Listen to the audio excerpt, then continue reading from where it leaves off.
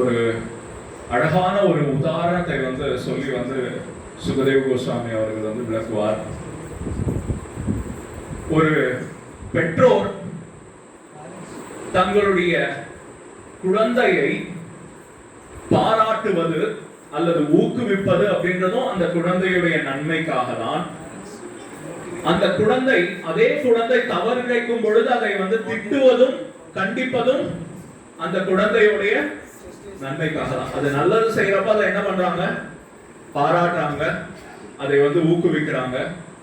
கெட்டது செய்யறப்ப என்ன பண்றாங்க? அந்த குழந்தைக்கு திட்டி கண்டிப்பை கொடுக்குறாங்க. இது ரெண்டுமே அந்த பெற்றோர் அந்த குழந்தையின் மீது இருக்கக்கூடிய அன்பின் காரணத்தினால்தான் செய்கின்றார்கள்.